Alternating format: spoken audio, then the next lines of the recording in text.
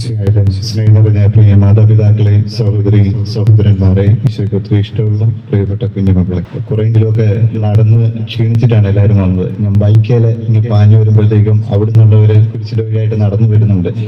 അല്പം വിഷമമൊക്കെ തോന്നി, വേണമെങ്കിൽ അവിടെ ബൈക്ക് നിർത്തിയിട്ട് ഇറങ്ങി നടക്കാമെന്നൊക്കെ ഓർത്തു. പിന്നെ മടി എന്ന് സംഭവിച്ചില്ല. അപ്പൊ അതുകൊണ്ട് നേരെ ഇങ്ങനെ ഇവിടെ കൊണ്ടുവന്ന് ബൈക്ക് വെച്ചു. അപ്പൊ നടന്ന് ക്ഷീണിച്ചു വന്ന നിങ്ങളോട് കുരിശിന്റെ സന്ദേശത്തെ കുറിച്ചല്ല, കുരിശിനെ കുറിച്ച് ഒരുപാട് പറയേണ്ടത്. ഒരു ചെറിയ കുരിശ് നിങ്ങൾ ചുമന്നിട്ടുണ്ട്. എന്താണ് 40-ാം വെള്ളി? 40-ാം വെള്ളിയെ കുറിച്ച് ഒരുപാട് പാരമ്പര്യങ്ങളൊക്കെ ഉണ്ട്. യേശു 40 ദിവസം ഉപവസിച്ചതിന്റെ ഓർമ്മയാണ് 40-ാം വെള്ളി എന്ന് പറയപ്പെടുന്നുണ്ട്. അതുപോലെ തന്നെ 40-ാം വെള്ളി 40 ദിവസത്തെ ഉപവാസത്തിന് ശേഷം വചനം വളച്ചൊടിച്ച് സാത്താൻ തിന്മയുടെ രൂപത്തില് അവനെ പ്രലോഭിപ്പിച്ചതിന്റെ ഓർമ്മയാണ്. 40-ാം വെള്ളി വചനത്തെ വളച്ചൊടിച്ച സാത്താനെ തന്റെ ജീവിതം വഴിയായിട്ട് സ്വയം വചനമായിട്ട് രൂപാന്തരപ്പെടുത്തിക്കൊണ്ട് യേശു തോൽപ്പിച്ചതിന്റെ ഓർമ്മയാണ് 40-ാം വെള്ളി. അതുപോലെ തന്നെ ഇന്നും നമ്മുടെ ചുറ്റും തിന്മ വചനങ്ങൾ വളച്ചൊടിച്ച് വചനത്തിന്റെ ചുവട് പിടിച്ച് നമ്മളെ വഴിതെറ്റിക്കാനായിട്ട് ഉണ്ടാകും എന്നുള്ളതും അതിൽ നിന്ന് മാറി നടക്കണമെന്ന് വ്യക്തമായിട്ട് നമ്മളെ ഓർമ്മിപ്പിക്കുന്നതുമാണ് 40-ാം വെള്ളി. അങ്ങനെ ഒരുപാട് ഓർമ്മകള് 40-ാം വെള്ളി ദിവസത്തിൽ നമുക്ക് ഓർത്തെടുക്കാൻ പറ്റും. രണ്ടാമത്തെ ഒരു കാര്യം എന്ന് പറയുന്നത്, ഇന്ന് ലാസറിന്റെ വെള്ളി എന്നുകൂടിയാണ് അറിയപ്പെടുന്നത്. നമ്മുടെയൊക്കെ പാരമ്പര്യത്തിൽ ഇന്ന് ലാസറിന്റെ വെള്ളി എന്നുകൂടിയാണ് അറിയപ്പെടുന്നത്. എന്തുകൊണ്ടാണ്? കാരണം ഇന്നത്തെ സുവിശേഷം നിങ്ങൾ രാവിലെ കുർബാനയിൽ പങ്കെടുത്തവർക്ക് കൃത്യമായിട്ട് അറിയാം. ഇന്നത്തെ സുവിശേഷ വായന എന്ന് പറയുന്നത് യോഹന്നാന്റെ സുവിശേഷം 11-ാമത്തെ അധ്യായത്തിൽ 38 തൊട്ടുള്ള വാക്യങ്ങൾ, 35 തൊട്ടുള്ള വാക്യങ്ങളാണ്. അതില് ഇപ്രകാരം പറയുന്നുണ്ട്, ലാസറിനെ ഉയർപ്പിച്ചതിന്റെ ചിന്തയാണ് ആ സുവിശേഷം പങ്കുവയ്ക്കുന്നത്. ലാസറിനെ ഉയർപ്പിക്കാനായിട്ട് ഈശോ വരുമ്പോൾ മർത്ത പറയുന്ന ഒരു കാര്യമുണ്ട്. കർത്താവ്, ഇത് എത്രാമത്തെ ദിവസമായെന്നാ പറയുന്നത്? 4-ാം ദിവസമായിരുന്നു. 4-ാം ദിവസമായെന്ന മർത്ത പറയുന്നത് 4-ാം ദിവസമാണ്. എന്തുകൊണ്ടാണ് ഈ 4-ാമത്തെ ദിവസത്തിന് ഇത്ര പ്രാധാന്യം ചിന്തിച്ചിട്ടുണ്ടോ? യഹൂദരെ സംബന്ധിച്ചിടത്തോളം അവരുടെ മനസ്സിൽ ഒരു ചിന്ത ഉണ്ടായിരുന്നു. 3 ദിവസം കഴിഞ്ഞ ആളുകൾ മരിച്ച് 3 ദിവസം കഴിഞ്ഞാലും ആത്മാവ് ഇങ്ങനെ ചുറ്റിത്തിരിഞ്ഞൊക്കെ നടന്നിട്ട് ശരീരത്തിലേക്ക് തിരിച്ചു കയറാനായിട്ട് ഒരു പ്രതീക്ഷ ഒരു ബാക്കി വെക്കുമായിരുന്നു. ഈ 4-ാം ദിവസത്തിനുള്ളില് 3 ദിവസത്തിനുള്ളില് ആത്മാവ് വീണ്ടും ശരീരത്തിലേക്ക് പ്രവേശിക്കുമെന്ന് യഹൂദ പാരമ്പര്യത്തിലെ ഒരു ചിന്ത ഉണ്ടായിരുന്നു. അതുകൊണ്ടാണ് അവര് 3 ദിവസങ്ങൾക്ക് വലിയ പ്രാധാന്യം കൊടുത്തിരുന്നത്. കാരണം ഏത് നിമിഷവും ഈ മനുഷ്യന് വേണമെങ്കിൽ ജീവൻ വെക്കാം. അവർക്കൊരു പ്രതീക്ഷ ഉണ്ടായിരുന്നു. മർത്ത പറയുന്നത് 4-ാം ദിവസമാണ്. 4-ാം ദിവസമാണെന്ന് പറയുമ്പോൾ മർത്ത ചിന്തിക്കുന്ന ഇപ്രകാരമാണ്, കറങ്ങി തിരിഞ്ഞൊക്കെ നടക്കുന്ന ആത്മാവാണെങ്കിൽ തിരിച്ചു വരുമ്പോഴത്തേക്ക് ശരീരം അഴുകാൻ തുടങ്ങിയിരിക്കുകയാണ്. 3 ദിവസം കഴിയുമ്പോൾ ശരീരം അഴുകാൻ തുടങ്ങിയിരിക്കുകയാണ്. ഇനി ആത്മാവ് ശരീരത്തിലേക്ക് പ്രവേശിക്കില്ല. പ്രതീക്ഷകളെല്ലാം അവസാനിച്ചു. അതുകൊണ്ടാണ് മർത്ത പറയുന്നത് 4-ാം ദിവസമാണ്, ദുർഗന്ധം ഉണ്ടായിരിക്കും. കൃത്യമായിട്ടാണ് വചനം സാക്ഷ്യപ്പെടുന്നത്. യോഹന്നാൻ കൃത്യമായിട്ടാണ് എഴുതി വെക്കുന്നത്. ഇപ്പോൾ ദുർഗന്ധം ഉണ്ടായിരിക്കും എന്ന് തന്നെയാണ് മർത്ത പറയുന്നത്. 4-ാം ദിവസമായപ്പോൾ ഇനി പ്രതീക്ഷകൾക്ക് ഒന്നും അടിസ്ഥാനമില്ല. ഈശോട് പറയാണ്, ഇനി പ്രതീക്ഷിക്കേണ്ട കാര്യമില്ല. പിന്നെ എന്തിനാണ് കല്ലുരുട്ടി മാറ്റാനായിട്ട് പറയുന്നത്? കൂടെ നിന്നിരുന്ന യഹൂദരൊക്കെ, അല്ലെങ്കിൽ കൂടെ അവളെ ആശ്വസിപ്പിക്കാൻ വന്നിരിക്കുന്നവരൊക്കെ മൂക്കുപൊത്താൻ റെഡിയായിട്ട് നിൽക്കുകയാണ്. കാരണം മണം ഉണ്ടാവും. പ്രതീക്ഷകൾ ഒന്നുമില്ല. ഈ പ്രതീക്ഷകൾ ഒന്നുമില്ലാതിരുന്നിടത്തു നിന്നാണ് ക്രിസ്തു പറയുന്നത്, നിങ്ങൾ എന്തിനാണ് പേടിക്കുന്നത്? കല്ലുരുട്ടി മാറ്റി ഞാനല്ലേ നിൽക്കുന്നത്. കല്ലുരുട്ടി മാറ്റി ക്രിസ്തു പറയാതെ പറയുന്ന ഒരു കാര്യം ഇതാണ്, ഒന്നും അവസാനിച്ചിട്ടില്ല, എല്ലാം തുടങ്ങാൻ പോകുന്നതേ ഉള്ളൂ. ദൈവശാസ്ത്രജ്ഞന്മാർ കൃത്യമായിട്ട് പറയുന്ന ഒരു കാര്യമുണ്ട്. നിങ്ങൾ ആ ബൈബിൾ ഭാഗം യോഹന്നാന്റെ സുവിശേഷം 11-ാമത്തെ അധ്യായം എടുത്ത് 35 തൊട്ട് താഴോട്ട് വായിച്ചു കഴിഞ്ഞാൽ നിങ്ങൾക്ക് കൃത്യമായിട്ട് മനസ്സിലാവുന്ന ഒരു കാര്യമുണ്ട്. ദൈവശാസ്ത്രജ്ഞന്മാർ പറയുന്നു, ലാസറിനെ ഉയർപ്പിച്ചതാണ് ക്രിസ്തുവിന്റെ കുരിശു മരണത്തിനുള്ള ഏറ്റവും പ്രധാനപ്പെട്ട ഒരു കാരണമാക്കിയിട്ട് ആൾക്കാർ ചിന്തിച്ചു തുടങ്ങിയത്. പ്രത്യേകിച്ചും നിയമജ്ഞരും ഫരിസേയരും യഹൂദ പ്രമാണിമാരും പുരോഹിത പ്രമുഖന്മാരും ഒക്കെ ക്രിസ്തുവിനെ ഇവനെ ഇങ്ങനെ വിട്ടാൽ ശരിയാവില്ല എന്ന് 37-ാമത്തെ വാക്യത്തിലും 40-ാമത്തെ വാക്യത്തിലും 41-ാമത്തെ വാക്യത്തിലും ഒക്കെ ഒരു ഗൂഢാലോചന നടത്തുന്നുണ്ട്. ഇനി ഇവനെ വിട്ടാൽ ശരിയാകത്തില്ല. കാരണം ജനങ്ങൾക്ക് വേണ്ടി ഒരാൾ മരിക്കുന്നത് നല്ലതാണ് എന്ന് യഹൂദ പ്രമാണിമാരും അതുപോലെ പുരോഹിത പ്രമുഖന്മാരും പറഞ്ഞത് ഇതിന് ശേഷം. അപ്പോൾ തന്റെ മരണത്തെ മുന്നിൽ കണ്ടുകൊണ്ട് തന്നെയാണ് ക്രിസ്തു ലാസറിനെ ഉയർപ്പിക്കുന്നത്. താൻ മരിക്കുമെന്ന്, ഇത് തന്റെ മരണത്തിന് കാരണമാകാനായിട്ട് സാധ്യതയുണ്ടെന്ന് കൃത്യമായിട്ടും അറിഞ്ഞുകൊണ്ട് തന്നെയാണ് ക്രിസ്തു ലാസറിനെ ഉയർപ്പിക്കുന്നത്. അതിലൂടെ ക്രിസ്തു പറഞ്ഞു തരാൻ ആഗ്രഹിക്കുന്ന ഒരേ ഒരു കാര്യമേ ഉള്ളൂ. ഇനി നമ്മൾ കുരിശിന്റെ വഴി നടന്നു തീർത്തപ്പോൾ നമ്മളൊക്കെ ആഗ്രഹിച്ചതായിട്ടുള്ള ഒരേ ഒരു കാര്യം എന്ന് പറയുന്നത് എന്താണ്? എന്റെ സഹനങ്ങൾക്ക് ഉത്തരം എവിടെ നിന്ന് വരും? ക്രിസ്തു പറയുന്നത് ഇങ്ങോട്ട് നോക്ക്, നിന്റെ സഹനങ്ങൾക്കുള്ള ഉത്തരം ഞാനാണ്. നിന്റെ സഹനങ്ങൾക്കുള്ള ഉത്തരം, നിന്റെ ബലഹീനതകൾക്കുള്ള ഉത്തരം, നിന്റെ ദുഃഖങ്ങൾക്കുള്ള ഉത്തരം, നീ കുടുംബത്തിൽ അനുഭവിക്കുന്ന വേദനകൾക്കുള്ള ഉത്തരം ഞാനാണ്. എന്നോട്ട് നോക്കിക്കേ. ക്രിസ്തു പറയാതെ പറയുന്ന കാര്യം അത് തന്നെയാണ്. ലാസറിനെ ഉയർപ്പിച്ചത് വഴിയായിട്ട് ഒന്നും അവസാനിച്ചിട്ടില്ലെന്നും എല്ലാം തുടങ്ങാൻ പോവുകയാണെന്നും സഹനങ്ങൾ ഒന്നിന്റെയും അവസാനമല്ലെന്നും ക്രിസ്തു കൃത്യമായിട്ട് പറയുന്നതിന്റെ കാരണം ഇതാണ്. നിങ്ങൾ നടന്നു തീർത്ത കുരിശിന്റെ വഴിയുടെ ഉത്തരം എന്നില്ല. പ്രിയപ്പെട്ടവര്, നമ്മുടെ എത്രയൊക്കെ പ്രസംഗം കേട്ടാലും ഇപ്പൊ ഞാനിവിടെ അരമണിക്കൂറിൽ 1 മണിക്കൂറിൽ ഒരാഴ്ച നീണ്ടു നിൽക്കുന്ന മാരത്തോൺ പ്രസംഗം നടത്തിയാൽ ചില സാഹചര്യങ്ങൾ വരുമ്പോഴത്തേക്ക് നമ്മളൊക്കെ സാധാരണ മനുഷ്യരാണ്. നമ്മളൊക്കെ സാധാരണ മനുഷ്യരാണ്. അപ്പൊ നമുക്ക് സാധാരണ മനുഷ്യർ ചിന്തിക്കുന്ന പോലെ ചിന്തിക്കാൻ പറ്റുള്ളൂ. ഒരു തത്വങ്ങളും നമുക്ക് തലയിലോട്ട് കയറില്ല. ഒരു കടബാധ്യത വന്ന് നോക്കട്ടെ, ഒരു രോഗം വന്ന് നോക്കട്ടെ, ഒരു ക്യാൻസർ പോലുള്ള രോഗം വന്ന് നോക്കട്ടെ, അല്ലെങ്കിൽ നമ്മുടെ കുടുംബത്തിൽ ആർക്കെങ്കിലും എന്തെങ്കിലും പ്രശ്നങ്ങൾ വന്ന് നോക്കട്ടെ. 75 ലക്ഷം രൂപ കടമുള്ള ഒരു മനുഷ്യനെ ഇന്നലെ മിനിഞ്ഞാന്ന് കണ്ടു. ജയിലിൽ കിടക്കുക, കൊല്ലം ജില്ലാ ജയിലിൽ കിടപ്പുണ്ട്. ഒരു തട്ടിപ്പിന് ഇരയായിട്ട് പുറത്തിറങ്ങാൻ പറ്റാതെ കൊല്ലം ജില്ലാ ജയിലിൽ കിടപ്പുണ്ട്. ഒരു ജനലിന് അപ്പുറവും ഇപ്പുറവും ഇരുന്നിട്ട് ജയിൽ അധികൃതരുടെ മുമ്പിൽ ഇരുന്നുകൊണ്ട് സംസാരിച്ചുകൊണ്ടിരിക്കുക. ഇവനോട് ഞാൻ എന്ത് പ്രസംഗമാണ് പറയേണ്ടത്? ഈ മനുഷ്യനോട് ഞാൻ എന്ത് പ്രസംഗമാണ് പറയേണ്ടത്? ചില ജീവിത യാഥാർത്ഥ്യങ്ങളുണ്ട് സഹോദരങ്ങൾ. നമുക്ക് ഉത്തരമില്ലാത്ത ചില ജീവിത യാഥാർത്ഥ്യങ്ങളുണ്ട്. അങ്ങനെയുള്ളവരെ നോക്കിയിട്ടാണ് ക്രിസ്തു പറയുന്നത്, നീ എന്നെ നോക്കിക്കേ. നീ കടന്നു പോകുന്ന വഴികളിലൂടെ എല്ലാം ഞാൻ കടന്നു പോയിട്ടുണ്ട്. നീ കടന്നു പോകുന്ന അവഗണനയിലൂടെ ഞാൻ കടന്നു പോയിട്ടുണ്ട്. നീ കടന്നു പോകുന്ന വിഷാദത്തിലൂടെ ഞാൻ കടന്നു പോയിട്ടുണ്ട്. നീ കടന്നു പോകുന്ന നിരാശയിലൂടെ ഞാൻ കടന്നു പോയിട്ടുണ്ട്. നീ കടന്നു പോകുന്ന ദാരിദ്ര്യത്തിലൂടെ ഞാൻ കടന്നു പോയിട്ടുണ്ട്. He can understand you. കടന്നു പോയിട്ടുള്ളവനെ ഒരുവന്റെ വിഷമം മനസ്സിലാക്കാൻ പറ്റുള്ളൂ. നമ്മൾ അനുഭവിക്കുന്ന വിഷമങ്ങളിലൂടെ കടന്നു പോയിട്ടുള്ള ഒരാൾക്ക് മാത്രമേ നമ്മൾ അനുഭവിക്കുന്ന വിഷമങ്ങൾ മനസ്സിലാക്കാൻ പറ്റുള്ളൂ. പഠിക്കാൻ പോയ സമയത്ത് ഈ ഫെമിനിസ്റ്റ് തിയോളജി ക്ലാസ്സിൽ ഒരു ക്ലാസ് അറ്റൻഡ് ചെയ്യാനായിട്ട് ഞാൻ പോയിരുന്നിട്ടുണ്ട്. അപ്പോഴവിടെ അന്നത്തെ ചർച്ചാ വിഷയം എന്ന് പറയുന്നത് മുഴുവൻ സ്ത്രീകൾ തന്നെയാണ്. ഞാനും വേറെ ആളും മാത്രമേ ഉള്ളൂ ആണുങ്ങളായിട്ട്. ഞങ്ങൾ ഈ ക്ലാസ് അറ്റൻഡ് ചെയ്യാനായിട്ട് പോയിരിക്കുന്നതാണ്. അപ്പൊ അന്നത്തെ ചർച്ചാ വിഷയം എന്ന് പറയുന്നത് അവരുടെ പ്രഗ്നൻസി പീരീഡിൽ അവരനുഭവിച്ച വിഷമങ്ങള്, അവർക്ക് പ്രഗ്നൻസി സമയത്തും അതിനുശേഷവും അവർ കടന്നു പോയിട്ടുള്ള ശാരീരികമായിട്ടുള്ള മാനസികമായിട്ടുള്ള ബുദ്ധിമുട്ടുകൾ, അത് അവരുടെ വിശ്വാസ ജീവിതത്തെ എങ്ങനെ സ്വാധീനിച്ചു എന്നോ അല്ലെങ്കിൽ എങ്ങനെ അഫക്ട് ചെയ്തു എന്നോ ഒക്കെയുള്ള കാര്യങ്ങളെ കുറിച്ചാണ് ചർച്ച മുഴുവൻ. ഏതോ ഒരു അവസരത്തില് എന്തോ ചർച്ചയുടെ ഇടയ്ക്ക് ഞാൻ പറഞ്ഞു, ഐ ക്യാൻ അണ്ടർസ്റ്റാൻഡ് യു. ഉടനെ തിരിച്ചു വന്ന് മറുപടി, ഇല്ല ബി നിനക്ക് മനസ്സിലാവില്ല, കാരണം നീ പ്രസവിച്ചിട്ടില്ല. നീ പ്രസവ സമയത്ത് ബുദ്ധിമുട്ടുകൾ അനുഭവിച്ചിട്ടില്ല. നീ പ്രസവ സമയത്ത് അനുഭവിക്കുന്ന വിഷാദത്തിലൂടെ കടന്നു പോയിട്ടില്ല.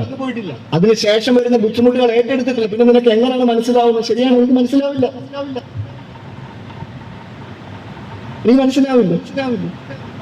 നമ്മൾ പലപ്പോഴും അനുഭവിക്കുന്ന കാര്യങ്ങൾ മറ്റുള്ളവര് നമ്മളോട് എന്തെങ്കിലും പറയുമ്പോൾ നമ്മൾ പറയുന്നത് എനിക്ക് മനസ്സിലാവും. ഇല്ല, നമുക്ക് മനസ്സിലാവില്ല. കാരണം നമ്മൾ കടന്നു പോയിട്ടില്ല. ക്രിസ്തു കൃത്യമായിട്ട് നമ്മളോട് പറയുന്ന ഒരു കാര്യം എന്ന് പറയുന്നത്, നിങ്ങൾ ദാരിദ്ര്യത്തെ കുറിച്ച് സംസാരിക്കേ. ഞാൻ കടന്നു പോയിട്ടുണ്ട്. എന്റെ അപ്പന്റെയും അമ്മയുടെയും കൂടെ പറിച്ചു നടപ്പെട്ടവനാണ് ഞാൻ. ഒരു സ്ഥലത്ത് നിന്ന്, ഞാൻ ജനിച്ച സ്ഥലത്ത് നിന്ന് വേറൊരു സ്ഥലത്തേക്ക് പറിച്ചു നടപ്പെട്ടവനാണ്. ദാരിദ്ര്യം ഞാൻ അനുഭവിച്ചിട്ടുണ്ട്. വീടില്ലാതെ സ്വന്തം വീടില്ലാതെ ഞാൻ അലഞ്ഞു തിരിഞ്ഞ് നടന്നിട്ടുണ്ട് എന്റെ ശിഷ്യന്മാരുടെ കൂടെ.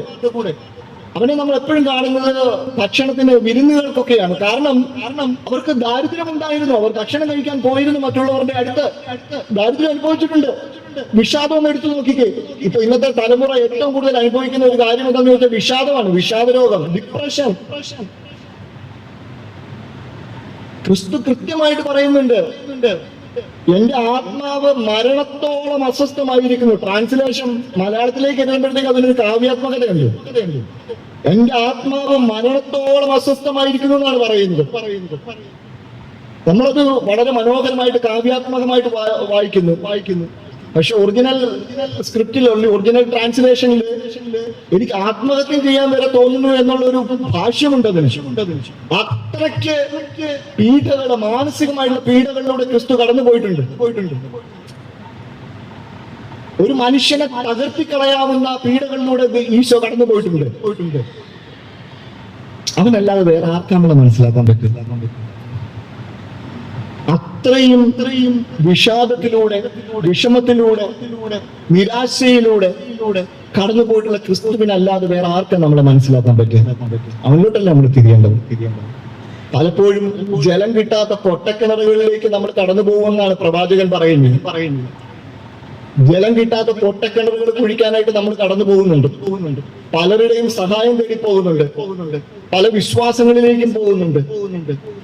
നമ്മുടെ ദൈവത്തിൽ നിന്ന് അകന്ന് നമ്മൾ പോകുന്നുണ്ട്. ചില വ്യക്തികളിൽ കേന്ദ്രീകൃതമായിട്ടുള്ള വിശ്വാസങ്ങളിലേക്ക് നമ്മൾ അകന്നു പോകുന്നുണ്ട്. സഭയിൽ ഇന്നത്തെ പ്രശ്നങ്ങൾ അതൊക്കെയാണ്. ചില വ്യക്തികളിലേക്ക്, അല്ല ചില വിശ്വാസങ്ങളിലേക്ക്, ചില വിശ്വാസ രീതികളിലേക്കൊക്കെ നമ്മൾ മാറിപ്പോകുന്നുണ്ടെങ്കിൽ ക്രിസ്തു കൃത്യമായിട്ട് പറയുന്നു, നിങ്ങൾ നോക്കേണ്ടത് അവരിലേക്കല്ല, ഒരു വ്യക്തിയിലേക്കല്ല, ഒരു വിശ്വാസ രീതിയിലേക്കല്ല, മറിച്ച് എന്റെ കുരിശിലേക്ക് നോക്ക്. ഇവിടെയാണ് നിങ്ങൾക്കുള്ള ഉത്തരവിരിക്കുന്നത്.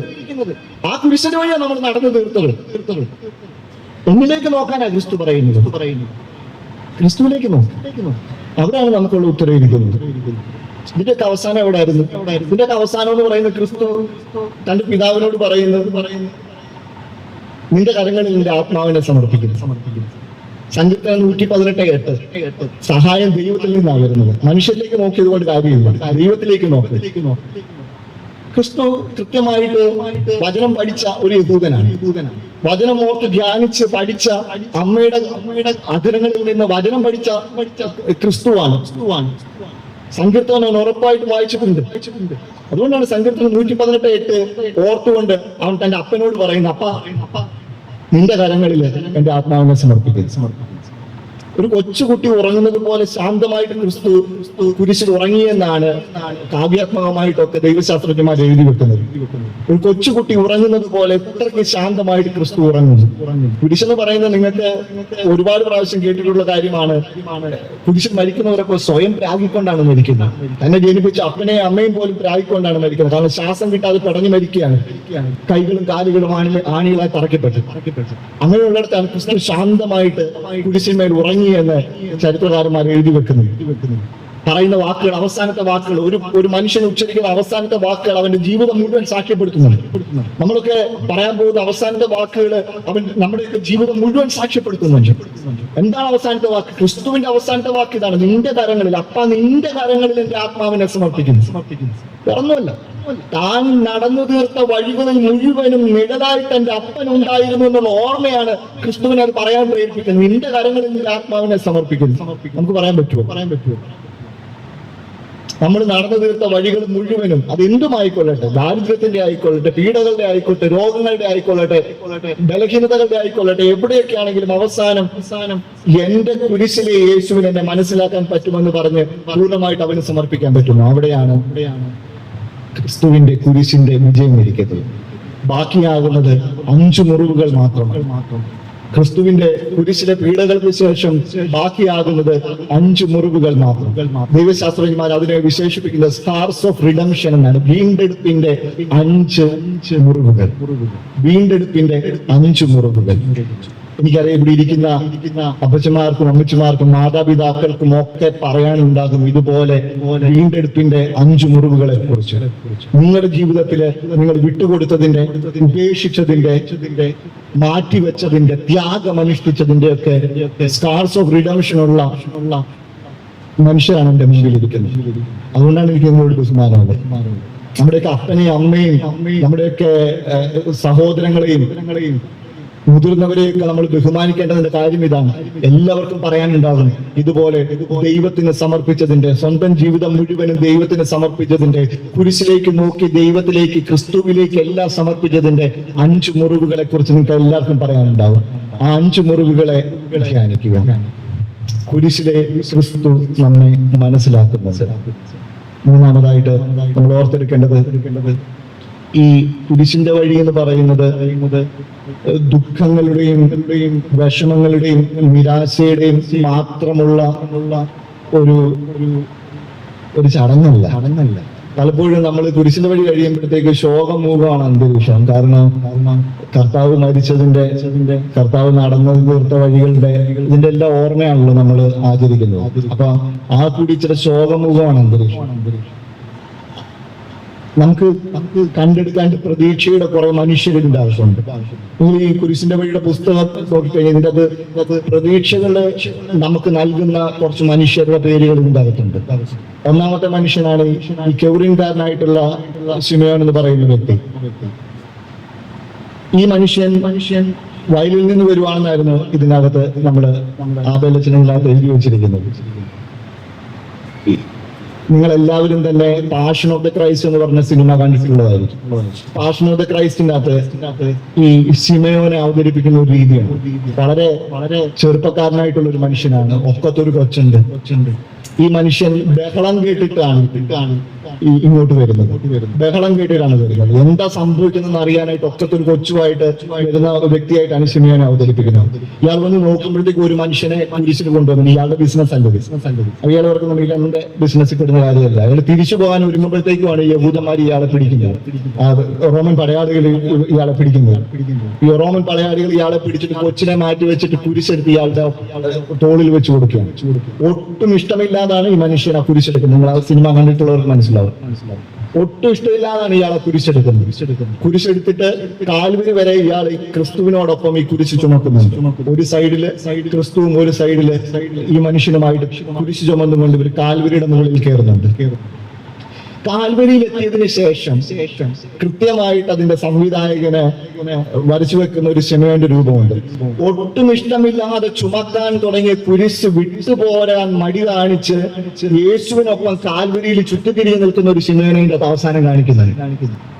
ഒട്ടും ഇഷ്ടമില്ലാതെ ചുമക്കാൻ തുടങ്ങിയ കുരിശ് വിട്ടുപോരാൻ മടി കാണിച്ചു നിൽക്കുന്ന ഒരു ശിമയോനെ കാൽവരിയിൽ സംവിധായകൻ വരച്ചു വെക്കും. എല്ലാവരും ഇങ്ങനെയാണ്. ക്രിസ്തുവിനെ അനുഭവിച്ചവർക്ക്, ക്രിസ്തുവിനെ മനസ്സിലാക്കിയവർക്ക് ഒരിക്കലും കുരിശ് വിട്ടിട്ട് പോരാൻ പറ്റില്ല. ക്രിസ്തുവിനെ മനസ്സിലാക്കിയവർക്ക് പിന്നെ കുരിശ് ഭാരമല്ല. ക്രിസ്തുവിനെ സ്നേഹിക്കുന്ന ഒരു വ്യക്തിക്ക് കുരിശ് ഭാരമല്ല. ഞങ്ങളുടെ കൂടെ ജീവിച്ച് ഈ അടുത്ത് മരിച്ചുപോയ ജോമോൻ എന്ന് പറയുന്ന അച്ഛൻ, ഞങ്ങള് ചെറുപ്പക്കാരനായിട്ടുള്ള അച്ഛൻ, ഹാർട്ട് ട്രാൻസ്പ്ലാന്റേഷൻ ഒക്കെ ഈ നമ്മുടെ മെഡിക്കൽ കോളേജിലാണ് ഹാർട്ട് ട്രാൻസ്പ്ലാന്റേഷൻ ഒക്കെ കഴിഞ്ഞ് അച്ഛൻ ഞങ്ങളുടെ കൂടെ ഒരു വർഷക്കാലം ഉണ്ടായിരുന്നു.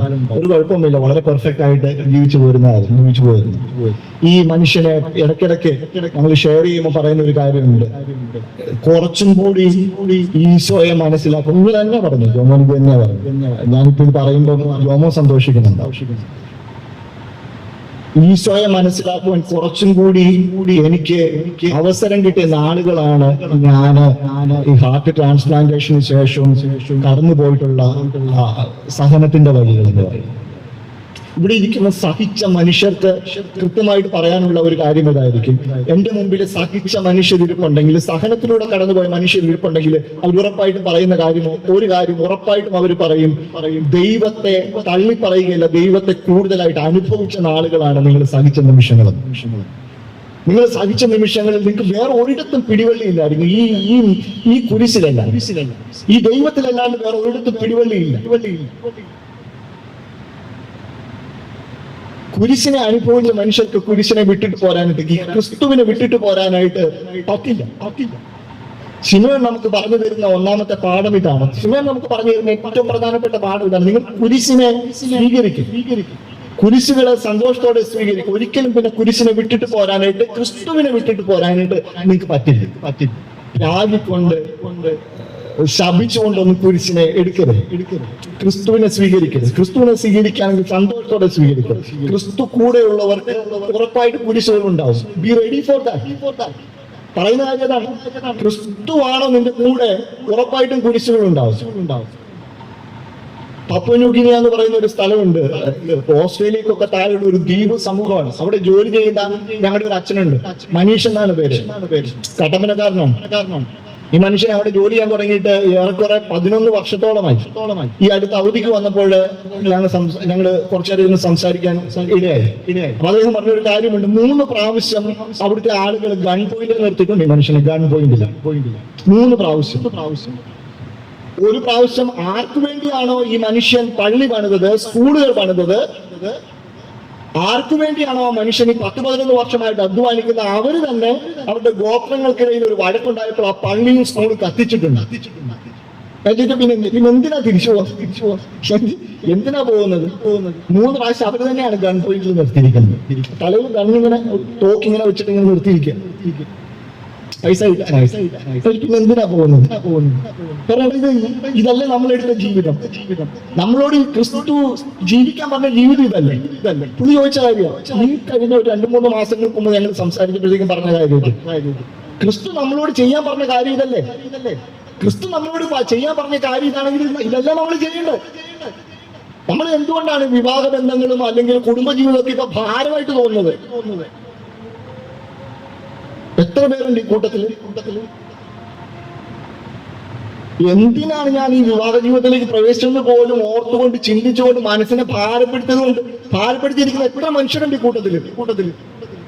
മനസ്സിലും ചിന്തിച്ചു നോക്കുക. ഞാൻ ചുമ്മാ പറയുമല്ല, എന്റെ ഭാവനയിൽ നിന്ന് ഞാൻ പറഞ്ഞുകൊണ്ടിരിക്കുന്ന കാര്യങ്ങളല്ല, കേട്ടോണ്ടിരിക്കുന്ന കാര്യങ്ങളാണ്. ദിവസേന എന്നോണം മക്കള് വേണ്ടായിരുന്നു എന്ന് ചിന്തിക്കുന്ന മാതാപിതാക്കളുണ്ട് ഈ കൂട്ടത്തില്. ഇങ്ങനൊരു ജീവിത പങ്കാളി മരിച്ചു പോയിരുന്നു നന്നായിരുന്നു എന്ന് ചിന്തിക്കുന്നവരുണ്ട് നിങ്ങൾ ഈ കൂട്ടത്തില്. ഈ ഉടുപ്പൊക്കെ എടുത്തിട്ടത് വെറുതെ ആയോ എന്ന് ചിന്തിക്കുന്ന സന്യസ്തരുണ്ട് നമ്മുടെ ഇടയിൽ.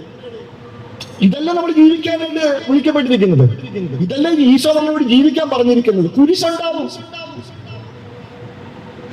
പക്ഷേ ഒരിക്കൽ ക്രിസ്തുവിനെ തൊട്ട വ്യക്തിക്ക് ശിമയോനെ പോലെ പിന്നെ കുരിശിട്ടിട്ട് പോരാനായിട്ട് തോന്നില്ല.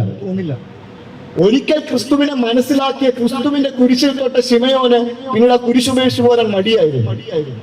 രണ്ടാമത്തെ ഒരു വ്യക്തി നമ്മൾ ഇതിനകത്ത് കാണുന്നുണ്ട്, വേറോനിക്ക. ഈ വേറോനിക്ക ക്രിസ്തുവുമായിട്ട് ജീവിതകാലം മുഴുവൻ അഭേദ്യമായിട്ടുള്ള ബന്ധം ഉണ്ടായിരുന്നൊന്നും കുരിശിന്റെ വഴിയിൽ പറയുന്നില്ല. ഇവള് ശബ്ദം കേട്ട് വന്നതായിരിക്കും. എന്തോ ശബ്ദം കേട്ട് എന്തോ ബഹളം നടക്കുന്നുണ്ട് എന്നുള്ളത് കേട്ടിട്ട് വന്ന വ്യക്തിയാണ്. നോക്കുമ്പോഴാണ് ഒരു മനുഷ്യൻ ചോര കൊണ്ട് മൂടി, മുഴുവൻ രക്തം കൊണ്ട് മൂടി ആളുകൾ ഉപദ്രവിക്കുന്നുണ്ട് അവനെ കുരിശു ചുമന്നുകൊണ്ട് നടന്നു പോവുകയാണ്. ഹൃദയത്തിൽ നിന്നുള്ള സങ്കടം കൊണ്ട്, ഹൃദയത്തിൽ നിന്നുള്ള അലിവ് കൊണ്ട് പോയിട്ട് മുഖം തുടയ്ക്കാൻ പോകുന്നതാണ് വേറോനിക്ക. അവർക്കറിയാം, ഞാൻ അങ്ങോട്ട് പോകുമ്പോൾ ഈ റോമൻ പടയാളികൾ എന്നെ അധിക്ഷേപിക്കും, ഇവരെന്നെ കളിയാക്കും, വേണമെങ്കിൽ അടി കിട്ടും, ചാട്ടവാറ കൊണ്ടുള്ള അടി കിട്ടും, എന്നാലും ഞാൻ പോകും. കാരണം എന്റെ മനസ്സിൽ ഈ മനുഷ്യനോടുള്ള സ്നേഹമുണ്ട്. എന്റെ സഹോദരനൊന്നുമല്ല, എന്റെ കൂടെപ്പിറപ്പല്ല, എനിക്ക് നേരത്തെ തൊട്ട് അറിയാവുന്ന ആളല്ല, പക്ഷെ ഞാൻ പോകും. കാരണം എന്തുകൊണ്ടാ? എന്റെ മനസ്സിൽ ഈ മനുഷ്യനോടുള്ള സ്നേഹമുണ്ട്. അത് ക്രിസ്തുവിനോട് മാത്രം വേറോനിക്കൊക്കെ ഉണ്ടായിരുന്ന സ്നേഹമായിരിക്കില്ല. ചുറ്റുമുള്ള സഹോദരങ്ങളോട് മുഴുവൻ ഉണ്ടായിരുന്ന സ്നേഹം വേറോനിക്ക തന്റെ ജീവിതത്തിൽ പ്രാവർത്തികമാക്കിയ രീതിയാണ് ക്രിസ്തുവിന്റെ അടുത്തേക്ക് ഓടിയെടുക്കുക എന്നുള്ളത്. ഞാൻ ഈ അടുത്ത് എന്റെ ജീവിതത്തിൽ എനിക്കുണ്ടായ ഒരു എക്സ്പീരിയൻസ്. ഈ മിതവയായിട്ടുള്ള ഒരു സ്ത്രീ 2 കുഞ്ഞു മക്കളുണ്ട്. അധികം പ്രായമൊന്നുമില്ല പിള്ളേർക്ക്. ഭർത്താവ് പെട്ടെന്ന് ഒരു ദിവസം ഹാർട്ട് അറ്റാക്ക് മൂലം മരിച്ചു പോയതാണ്. ഇവിടെ അടുത്തുള്ള ഒരു റെപ്യൂട്ടഡ് കോളേജില് കൗൺസിലറായിട്ട് കൗൺസിലിംഗ് ഡിപ്പാർട്ട്മെന്റിൽ വർക്ക് ചെയ്യാണ്. ഈ സ്ത്രീ 2 പ്രാവശ്യം എന്നെ വിളിച്ചിട്ടില്ല. അവർക്ക് ഇഷ്ടംപോലെ വിഷമങ്ങളുണ്ട്. ആ വിഷമങ്ങളൊന്നും ഒരിക്കലും എന്നോട് പറഞ്ഞിട്ടില്ല. ഇതൊക്കെ ഞാൻ ബാക്കിയുള്ളവരൊക്കെ പറഞ്ഞറിഞ്ഞ കാര്യങ്ങൾ. ഇവർ ആ വിഷമം പറയാനൊന്നും ഒരിക്കലും എന്നെ വിളിച്ചിട്ടില്ല. 2 കാര്യത്തിനാണ് ഈ സ്ത്രീ എന്നെ ഫോൺ വിളിച്ചിരിക്കുന്നത്.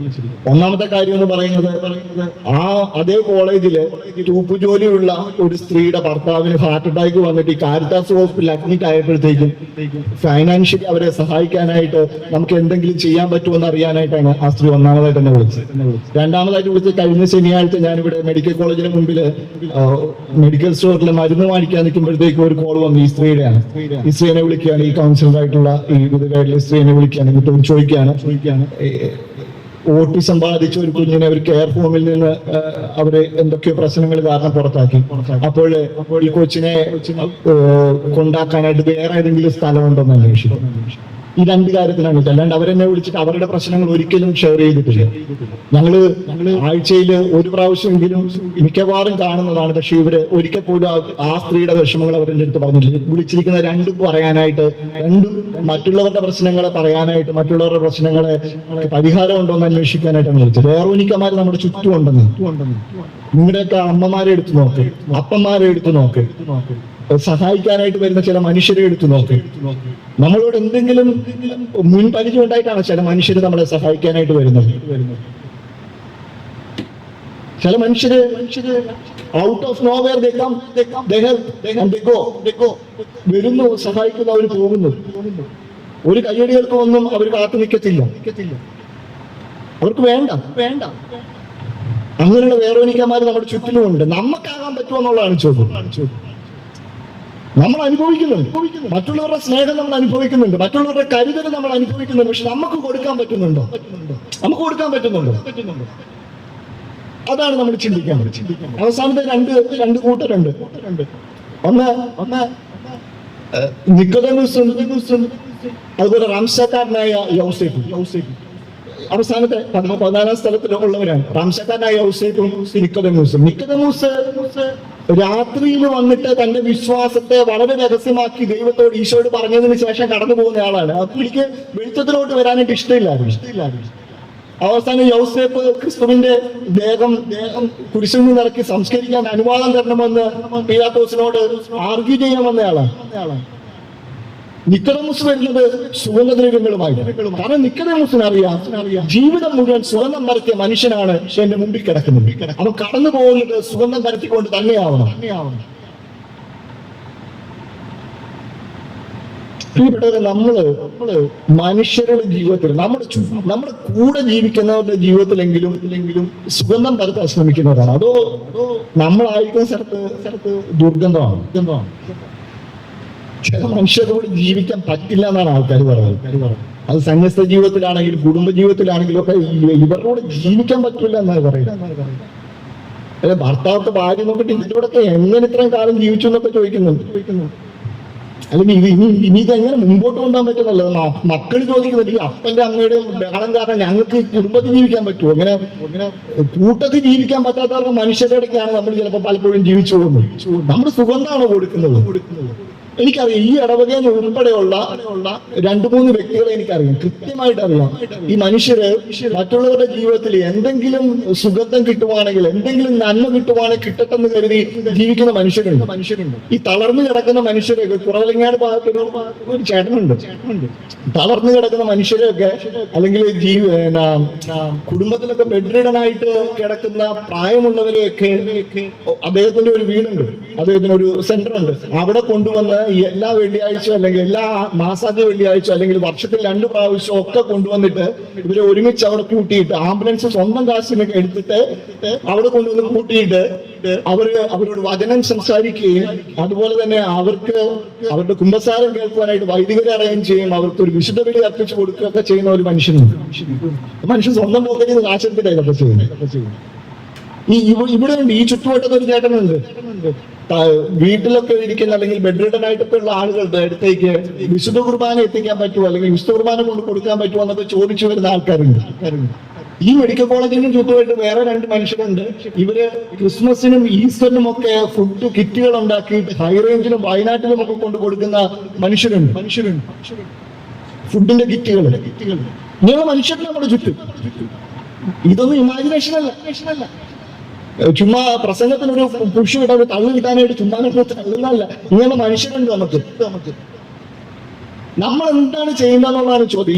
എന്റെ ജീവിതം കൊണ്ട് എന്റെ ചുറ്റുമുള്ളവർക്ക് കൂടുതൽ കുരിശുകളാണോ ഞാൻ കൊടുക്കുന്നത്, കൂടുതൽ ദുർഗന്ധമാണോ ഞാൻ കൊടുക്കുന്നത്, അതോ സുഗന്ധമാണോ കൊടുക്കുന്നത്? മറ്റുള്ളവരെ ആശ്വസിപ്പിക്കാനായിട്ട് ഞാൻ എന്തെങ്കിലും ചെയ്യാറുണ്ടോ? ഒരു ചെറിയ ദുവാലെങ്കിലും മറ്റുള്ളവരെ ആശ്വസിപ്പിക്കാനായിട്ട് ഞാൻ എടുക്കുന്നുണ്ടോ? ഒരു ചെറിയ കുരിശെങ്കിലും ഒന്ന് ചുമക്കാനായിട്ട് മറ്റുള്ളവരെ ഞാൻ സഹായിക്കുന്നുണ്ട്. ഈ മനുഷ്യർ ചോദിക്കുന്ന ചോദ്യതാണ്.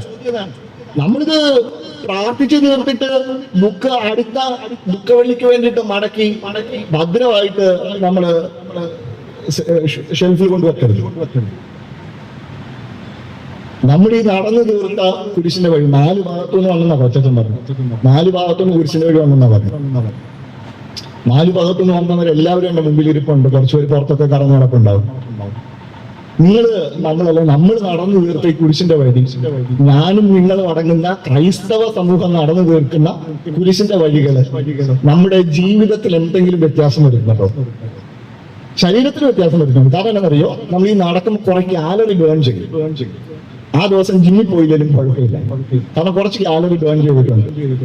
വീണ്ടും കുറച്ചുകൂടെ ഫുഡ് കഴിക്കാനായിട്ട് നമ്മുടെ വയറിന് സ്പേസ് കിട്ടും.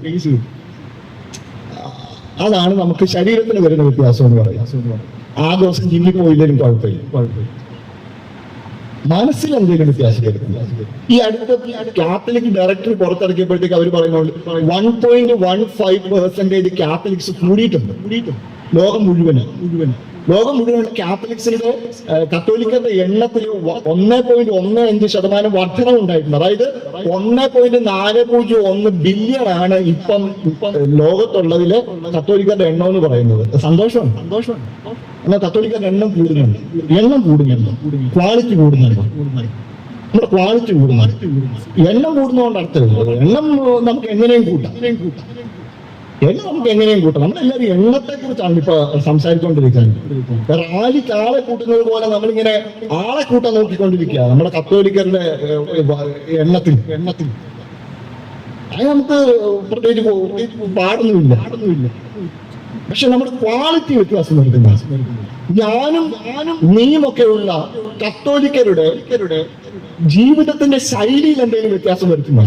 നമ്മൾ ഈ പറഞ്ഞ മനുഷ്യരുടെ ജീവിതവുമായിട്ട് ബന്ധപ്പെടുത്തി, കുരിശുമായിട്ട് ബന്ധപ്പെടുത്തി, കുരിശിലെ ദൈവത്തിന് കുരിശിലെ ക്രിസ്തുവിന് നമ്മളെ തന്നെ സമർപ്പിക്കുന്നതുമായിട്ട് ബന്ധപ്പെടുത്തി നമ്മുടെ ക്വാളിറ്റിയിൽ എന്തെങ്കിലും വ്യത്യാസം വരുന്നുണ്ട്.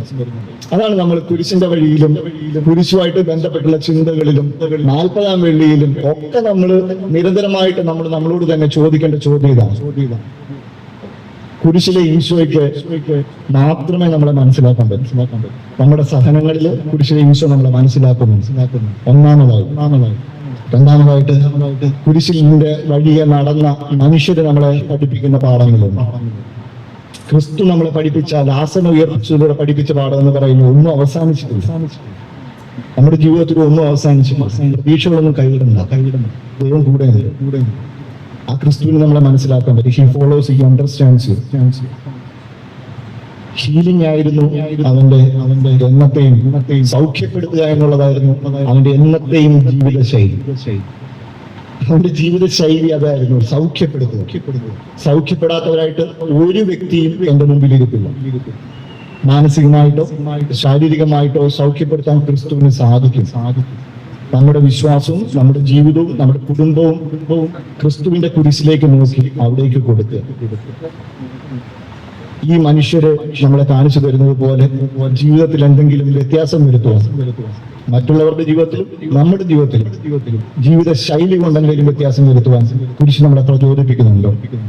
ഇല്ലെങ്കിൽ ഈശോ പറഞ്ഞതുപോലെ പരിസേരെ നമുക്ക് ദുരിതം. ഉണ്ടെങ്കിൽ അനുഗ്രഹിക്കപ്പെട്ടവര് എന്റെ പിതാവ് നിങ്ങൾക്കായിട്ട് ഒരുക്കിയിരിക്കുന്ന സ്വർഗരാജ്യത്തിലേക്ക് പ്രവേശിക്കുന്നു. ഈ 2 വചനങ്ങൾ, 2 പോസിബിലിറ്റികൾ നമ്മുടെ മുൻപിലുണ്ട്. ഏത് വേണമെന്ന് തിരഞ്ഞെടുക്കേണ്ടത് ഞാനും നിങ്ങളും ഒക്കെയാണ്. നന്നായിട്ട് തിരഞ്ഞെടുക്കാൻ, ക്രിസ്തുവിന്റെ കുരിശ് തിരഞ്ഞെടുക്കാൻ, ക്രിസ്തുവിന്റെ കുരിശിലെ സൗഖ്യവും സ്നേഹവും സമാധാനവും ഒക്കെ തിരഞ്ഞെടുക്കാൻ നമുക്ക് സാധിക്കട്ടെ എന്ന് പ്രാർത്ഥിക്കുന്നു. ദൈവം നിങ്ങളെയും സമൃദ്ധമായിട്ട് അനുഗ്രഹിക്കട്ടെ. നമ്മുടെ കുടുംബങ്ങളെ കുരിശിൽ ഭരമേൽപ്പിക്കുന്നു. ആ കുരിശ് നമ്മളെല്ലാവരെയും സൗഖ്യപ്പെടുത്തട്ടെ. പിതാവിന്റെയും പുത്രന്റെയും പരിശുദ്ധാത്മാവിന്റെയും നാമത്തിൽ ആമേൻ.